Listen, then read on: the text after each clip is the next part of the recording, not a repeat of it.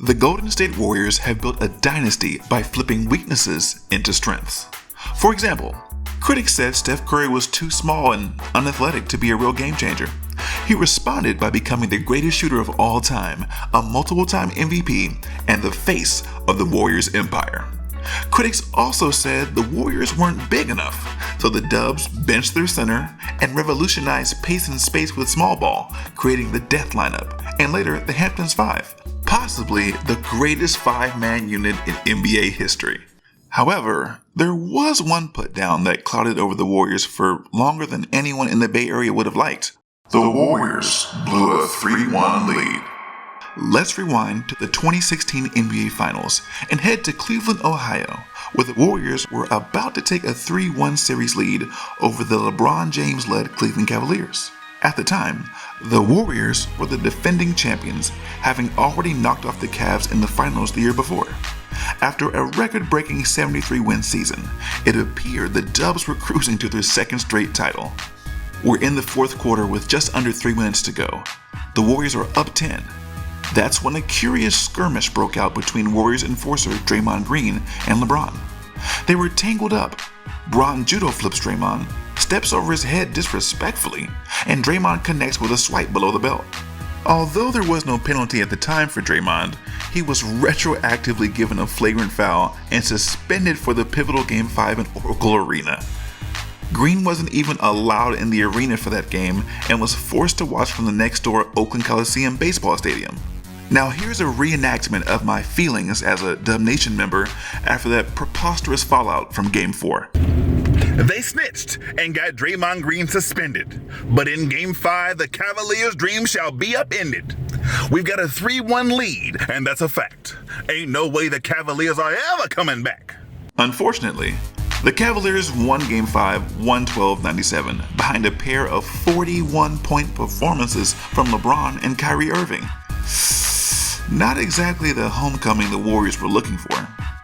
The Warriors received Draymond back for Game 6 and headed to Cleveland looking to finish the series the same way they did in 2015, with a trophy celebration on enemy territory. Game 6 in Cleveland, in front of Bron's whole family. By the time we're done with Cleveland, he'll wish he had never left Miami. But Game 6 in Cleveland was no better for the Warriors, as they lost 115-101. Even worse, they lost center Andrew Bogut, and reigning Finals MVP Andre Iguodala tweaked his back. Iguodala was the guy who was tasked with slowing down the 6'9", 260-pound monster LeBron James. That led to the final game of the season, Game 7 in Oakland, California. The Warriors had a home record of 39 wins with 2 losses at Oracle, and they were looking to close out those pesky Cavs for the second year in a row. LeBron and Kyrie had different plans though, as the back-and-forth contest was punctuated by what is forever known in Cleveland as the block and the shot. He stutter steps, he launches a three. The Cavaliers overthrew the Warriors by a final score of 93-89, becoming the first team in NBA Finals history to overcome a 3-1 deficit. The block, then the shot. 2 things I could not believe. The Golden State Warriors have blown a 3-1 lead. The memes poured forth as the Warriors were ridiculed and excoriated for blowing a 3-1 lead on the championship stage. In the summer of 2016, the Warriors responded by signing superweapon Kevin Durant. That brought even more derision from the naysayers, as KD was leaving an Oklahoma City Thunder team that had blown a 3-1 lead of their own to the Warriors in the Western Conference Finals. Meanwhile, the Cleveland Cavaliers could not stop celebrating their miraculous comeback. Their championship rings had a 3-1 reference. LeBron threw a Halloween party with dummy versions of the Splash Bros laying in the entrance, so people had to step over their bodies, with 3-1 decorations all over the place. It was ridiculous. Obviously, the Warriors weren't too happy with that. The 2 teams met in the finals that season in a rubber match to determine who truly ruled the NBA, and the Warriors wiped out the Cavs in 5 hotly contested games. Durant won Finals MVP, and Golden State took a 2-1 record against Cleveland in Finals matchups. After that 5-game quickie, Kyrie Irving defected away from King James to join the Boston Celtics. The Cavaliers desperately rearranged their roster to surround LeBron with Jordan Clarkson, Larry Nance Jr., Jeff Green, George Hill, and of course the usual suspects J.R. Smith, Kevin Love, and Tristan Thompson. On paper, probably not the best lineup to go against the Splash Dynasty with, but no one could tell LeBron that at the time, as he said, "We've got a squad now." Well, unfortunately for the Cavaliers, the Warriors had a broom now.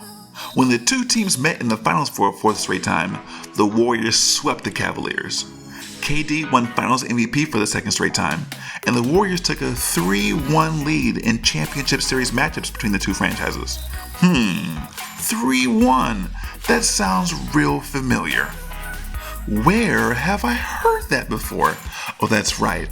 The Warriors blew a 3-1 lead.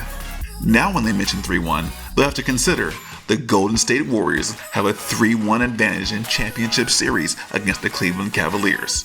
After that third and final loss to the Warriors in the finals, the Cleveland Cavaliers were rendered effectively irrelevant as LeBron James left them and went to LA, and the team disintegrated, not even making the playoffs the next year.